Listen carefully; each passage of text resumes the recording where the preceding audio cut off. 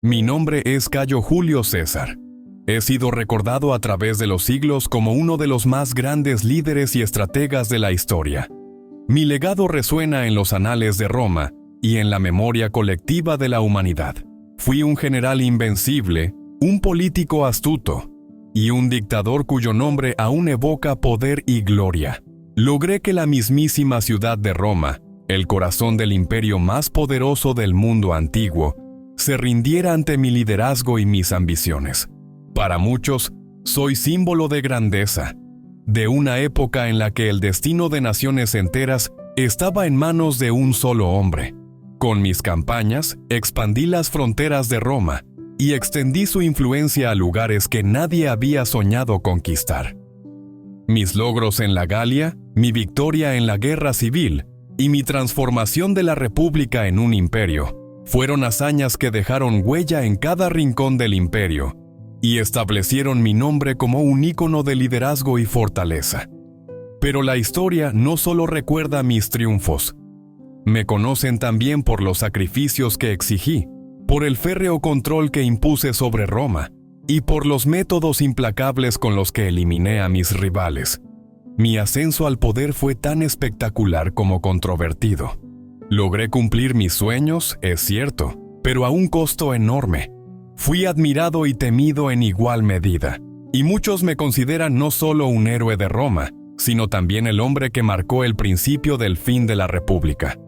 Hoy les hablo no solo desde la gloria de mis triunfos, sino también desde la sabiduría que solo puede alcanzarse después de haber enfrentado la caída. Mis éxitos y mis errores me enseñaron grandes lecciones, y es con esta mezcla de orgullo y autocrítica que quiero compartir con ustedes la historia de mi vida, los errores que me llevaron a mi fin y los consejos que aprendí en el camino, para que no repitan mis pasos en la búsqueda insaciable de poder. Nací en Roma, en el año 105 a.C., en el seno de la gens Julia, una familia noble que no tenía grandes riquezas, pero sí un legado venerable. Mi linaje, se decía, descendía directamente de Eneas, el héroe troyano que huyó de la caída de Troya para fundar una nueva estirpe en tierras lejanas. Desde muy joven comprendí el peso de ese linaje y la responsabilidad que implicaba.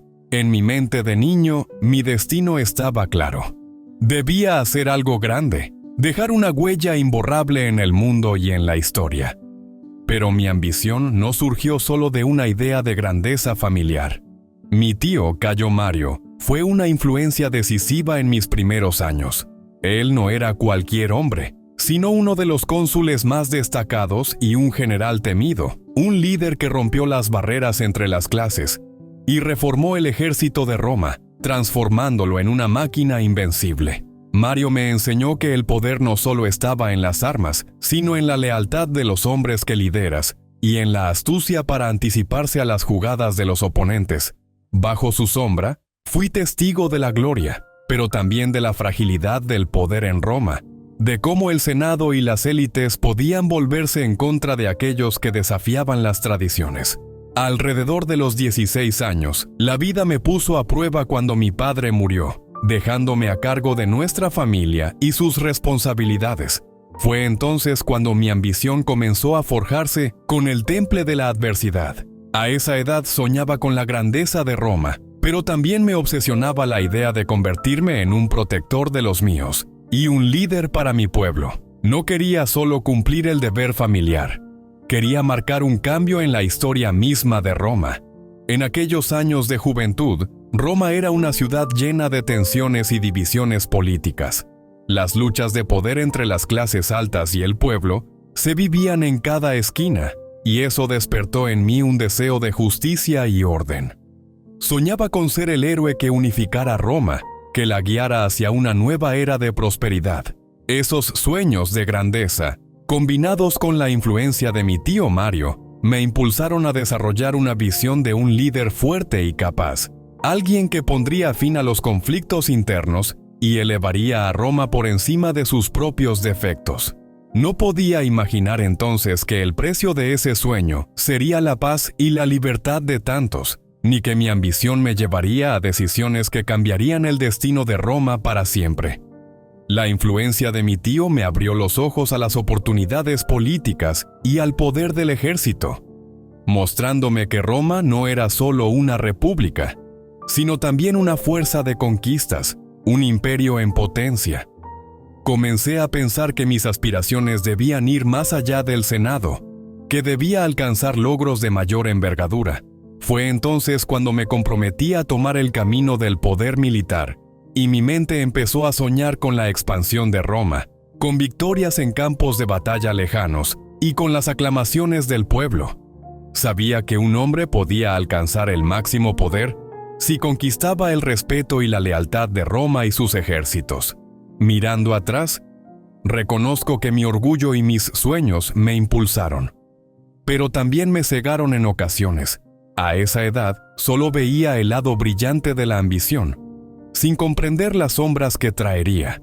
Sin embargo, en ese momento, estaba decidido a hacer lo que fuera necesario para alcanzar la gloria que creía que estaba destinada para mí. Mis primeros pasos hacia el poder no estuvieron exentos de dificultades. Cuando mi tío Cayo Mario murió, todo cambió para mi familia. Cayo Mario había sido un héroe militar y cónsul de Roma, pero también uno de los líderes más importantes de los populares, la facción que representaba los intereses de las clases bajas. Sin embargo, Mario había sido un hombre de enemigos poderosos, especialmente entre los optimates, la facción conservadora liderada por Lucio Cornelio Sila. Poco después de la muerte de Mario, Sila tomó el control de Roma y ejecutó una brutal purga de todos aquellos que alguna vez apoyaron a mi tío o que podían representar una amenaza para su poder.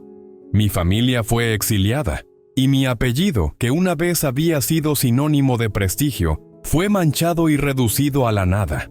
Sila ordenó la confiscación de nuestras propiedades y dejó en claro que no había lugar para los partidarios de Mario en Roma. Fue una época oscura para nosotros, y en lo más profundo de mí, sentí una ira creciente y un deseo de venganza contra quienes habían pisoteado nuestro honor. Sin embargo, sabía que la única forma de enfrentarme a hombres como Sila era construyendo mi propio poder desde cero. Cuando finalmente regresé a Roma, tuve que comenzar de nuevo, sin recursos y con la sombra del exilio pesando sobre mí.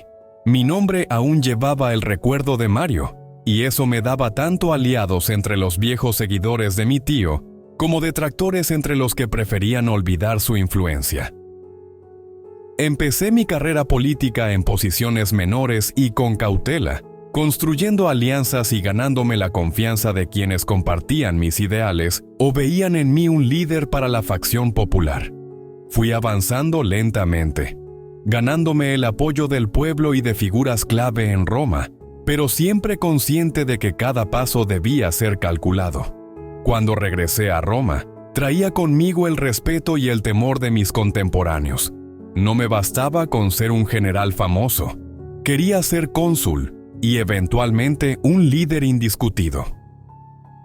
Así que me alié con Craso y Pompeyo en lo que se llamó el primer triunvirato. Éramos una alianza poderosa, pero también frágil, ya que todos teníamos ambiciones y caminos diferentes. A pesar de ello, conseguimos mucho juntos, y la influencia que teníamos sobre Roma era indiscutible, pero pronto quedé en conflicto directo con Pompeyo. Ambos teníamos visiones opuestas para Roma. Mi carrera militar fue mi primera escuela de liderazgo y estrategia. Desde muy joven comprendí que el ejército era la clave para obtener respeto en Roma. Con el ejército, uno podía ganar el favor del pueblo y hacer que las leyes respondieran a su propio beneficio. Comencé con el cargo de cuestor en Hispania, y más tarde obtuve un mando en la Galia. Ahí aprendí que la autoridad no solo reside en el rango, sino también en la lealtad de los hombres que uno comanda. A través de victorias y conquistas, me gané su respeto, pero también les exigí obediencia ciega. Fue un camino sangriento. No lo niego, pero uno necesario para mi ascenso. Una de mis grandes ambiciones era obtener el mando de la Galia, un territorio que veía como la oportunidad de construir mi propio legado militar. En esas tierras lejanas y hostiles, pude finalmente demostrar mi valía como estratega y líder de hombres. Las campañas en la Galia me dieron no solo victorias, sino también el respeto y la lealtad de mis soldados. Cada batalla, cada conquista, me acercaba más al poder que había deseado desde mi juventud y al reconocimiento que necesitaba para restaurar la grandeza de mi familia. La conquista de la Galia fue uno de los momentos más cruciales y decisivos de mi carrera militar y política. Todo comenzó en el 58 a.C., cuando los galos, un conjunto de tribus que habitaban en lo que hoy conocemos como Francia y Bélgica, comenzaron a mostrar señales de agitación y resistencia contra la influencia romana. Era una región rica en recursos, estratégicamente importante y llena de potencial, pero también un territorio que presentaba enormes desafíos, tanto por su geografía como por la ferocidad de sus guerreros. Como comandante de la Galia, no solo tenía la responsabilidad de expandir el dominio romano, sino también de asegurar mis propias ambiciones y reputación en Roma. Al inicio de la campaña, enfrenté a los helvecios, una tribu que había decidido migrar hacia el oeste. La estrategia que empleé fue audaz. Decidí no solo detener su avance, sino también infligirles una derrota decisiva. En la batalla de Bibracte, utilicé tácticas de formación y maniobra que les sorprendieron, logrando forzarlos a regresar a su hogar. Esta victoria inicial no solo consolidó mi posición en la región, sino que también sirvió para ganar la lealtad de otras tribus que comenzaron a ver en Roma no solo una fuerza a temer, sino también una aliada. Sin embargo, los desafíos no tardaron en llegar. La tribu de los germanos, bajo el mando de Ariovisto, se convirtió en una amenaza seria. Al marchar hacia el este, me vi obligado a actuar con rapidez y decisión. Crucé el río Ródano y confronté a Ariovisto en batalla. Mis tropas, bien entrenadas y motivadas, lograron una victoria decisiva, asegurando la frontera de la Galia y estableciendo mi reputación como un estratega militar formidable. A medida que avanzaba, cada victoria trajo consigo nuevas tribus y nuevos conflictos. La resistencia de Vercingétorix, líder de la coalición gala, fue formidable. Su habilidad para unir a las tribus galas y su táctica de guerrilla complicaron mis planes. La famosa batalla de Gergovia fue un golpe para mí. A pesar de mi deseo de triunfar, sufrí una derrota que me enseñó la importancia de la inteligencia militar sobre la mera fuerza bruta. No obstante, no me rendí. Aprendí de esa experiencia, adaptando mis estrategias para asegurar la victoria en Alesia, donde rodeé a Vercingétorix y sus hombres, obligándolos a rendirse. Esta victoria fue monumental y marcó el fin de la resistencia organizada en la Galia. A lo largo de estos años de campaña, la Galia no solo se convirtió en un territorio romano, sino que también me proporcionó los recursos y el prestigio que necesitaba para consolidar mi poder en Roma. La victoria en la Galia fue más que un triunfo militar. Fue un testimonio de mi capacidad para liderar, innovar y superar desafíos insuperables. Sin embargo, a menudo reflexiono sobre el precio de esta conquista. El sufrimiento de innumerables galos, las luchas por la autonomía y la identidad cultural que se perdieron en el proceso. Aunque la Galia se unió a Roma, su historia y sus tradiciones fueron a menudo silenciadas por el peso del imperialismo. En retrospectiva, la conquista de la Galia fue un triunfo personal, pero también una lección sobre el costo de la ambición. Aprendí que, aunque el poder puede ser una herramienta para lograr grandes cosas, también debe manejarse con responsabilidad y consideración hacia los que se ven afectados. La gloria puede llegar, pero siempre a un precio. La Galia se convirtió en una provincia próspera, pero también fue un recordatorio constante de los sacrificios y las consecuencias de la guerra. Con las riquezas y el prestigio obtenidos en la Galia, mi influencia en Roma creció de manera significativa. Los recursos que traía me permitieron recompensar a mis tropas y ganarme el favor de las masas populares, asegurándome así una base de poder cada vez más sólida. Pero no todos en Roma miraban mis triunfos con buenos ojos. El Senado comenzó a temerme, especialmente aquellos que veían en mí una amenaza para el sistema republicano y la estructura de poder tradicional. Sabía que si quería cumplir mi destino, tendría que enfrentar no solo a los enemigos externos, sino también a aquellos que desde el Senado intentarían detener mi ascenso. En esos días, mi obsesión por el poder y el control ya se había consolidado. Rompí con quienes se oponían a mis políticas, exilié a opositores y manipulé leyes en mi favor.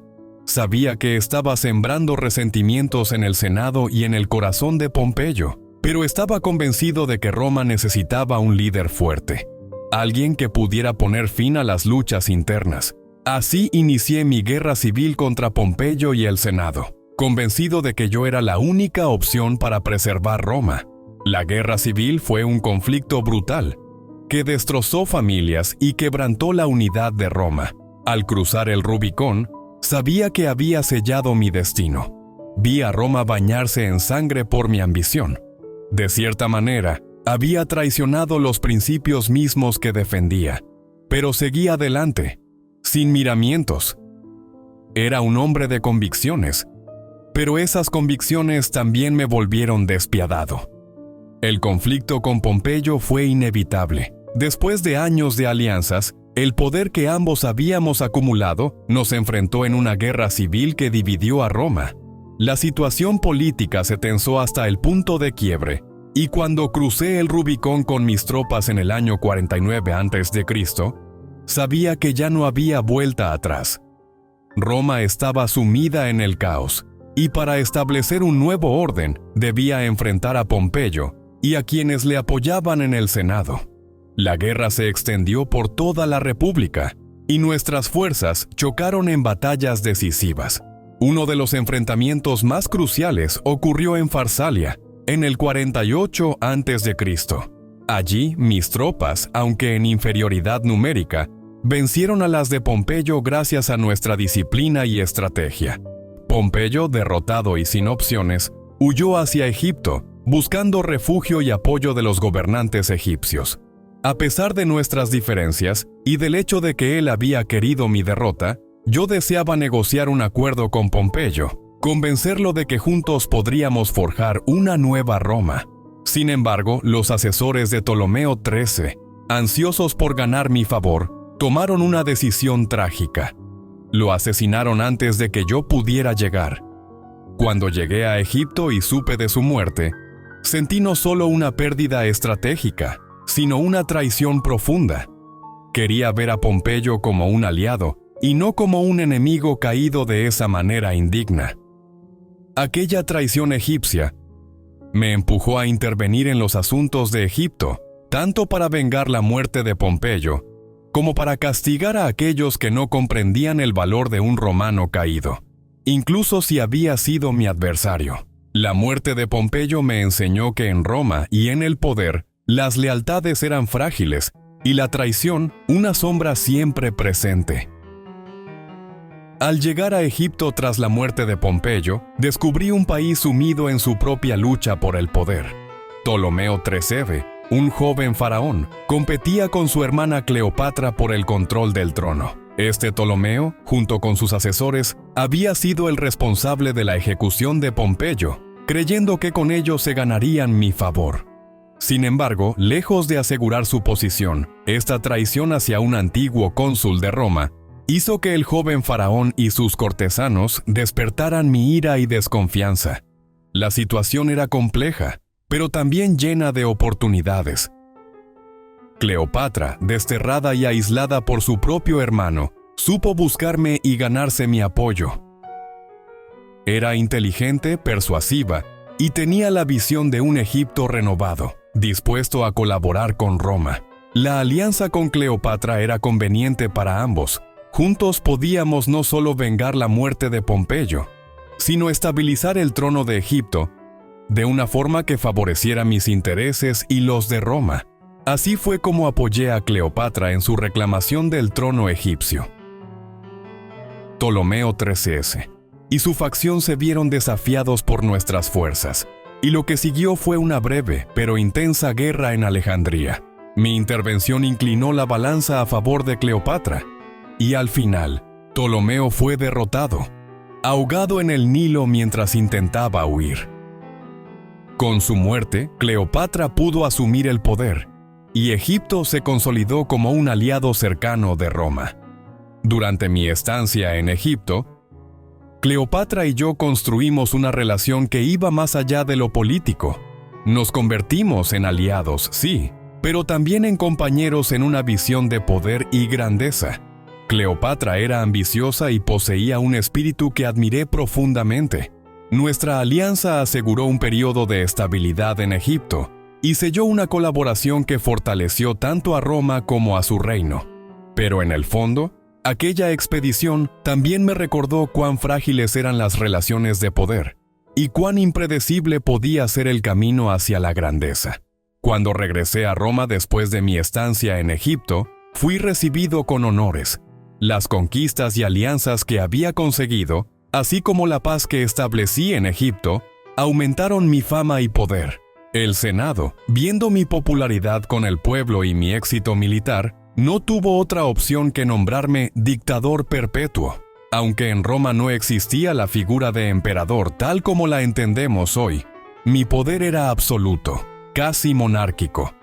Estaba convencido de que Roma necesitaba un líder fuerte, y yo estaba decidido a transformarla en una potencia aún mayor, reorganizando el Estado y dándole estabilidad. Sin embargo, mi ascenso encendió la envidia y el temor en algunos senadores. En mi intento por consolidar el poder en mi figura y reorganizar la república, muchos comenzaron a verme como una amenaza para las antiguas tradiciones romanas. Mi título de dictador vitalicio, mis reformas y el respeto que me mostraban el pueblo y mis legiones crearon una brecha insalvable con la élite romana. Era evidente que muchos en el Senado no toleraban mi autoridad y se sentían cada vez más asfixiados bajo mi sombra.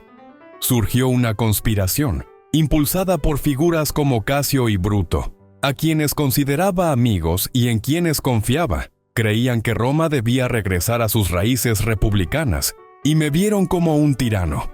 Su envidia y temor de perder su poder lo cegaron, hasta que decidieron acabar conmigo para salvar la república.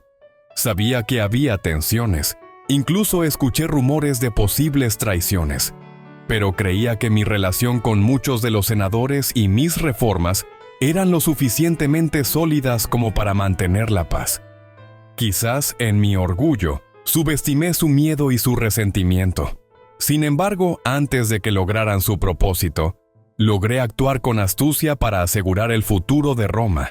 Engañé a muchos al establecer en secreto a un sucesor, Octavio, mi sobrino nieto, y alguien en quien confiaba plenamente, fue la persona que designé como mi heredero.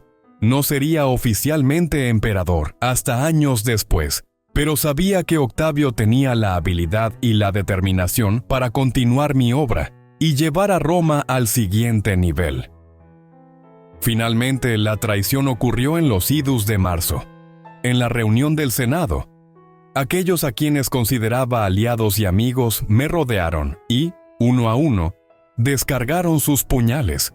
En esos últimos momentos, cuando incluso Bruto, mi propio hijo adoptivo, se unió a la conspiración, comprendí la fragilidad de la lealtad y la envidia que puede despertar el poder. Roma ya no sería la misma, pero me aseguré de que Octavio, mi verdadero heredero, retomara mi visión y construyera sobre mis cimientos una Roma aún más grande. Mirando atrás, reconozco que mi vida estuvo marcada tanto por logros extraordinarios como por decisiones que provocaron divisiones profundas y sufrimiento. Me dediqué a Roma con todo mi ser, buscando construir un imperio que perdurara en la historia. Quería que Roma no solo fuera fuerte, sino que representara una nueva era de grandeza y estabilidad. Sin embargo, en mi afán de unificar y de llevar mi visión a su máxima expresión, cometí errores que no solo afectaron a quienes me rodeaban, sino que también sellaron mi trágico final. La ambición, aunque a veces es la chispa de los grandes logros, puede cegarnos si no la acompañamos de humildad y empatía. Al concentrar el poder en mis manos, generé envidias, resentimientos y temores. En el fondo quise hacer de Roma un lugar mejor, pero el camino que elegí también me separó de quienes alguna vez fueron mis amigos y aliados. En mi impulso por la gloria y el control absoluto, subestimé las consecuencias de mis acciones y, sobre todo, subestimé el valor de la confianza y el respeto mutuo en la política. Si algo puedo aconsejarles es que recuerden que los logros individuales pierden sentido cuando no se construyen en armonía con los demás. El poder puede ser embriagador y puede hacernos sentir invulnerables, pero la grandeza verdadera no radica en la conquista ni en el control absoluto, sino en liderar con justicia, respeto y humanidad. Rodearse de voces diversas y no perder de vista el bienestar de aquellos a quienes impactan nuestras decisiones es esencial. Mi muerte fue el resultado de un cúmulo de errores, de un orgullo desmedido que dejó fuera a quienes podrían haber sido mis aliados. Que mi historia les sirva como una advertencia. No pierdan de vista a las personas. No permitan que el deseo de control los separe de la compasión y la empatía. En el equilibrio entre el poder y la humanidad es donde se construye el verdadero legado.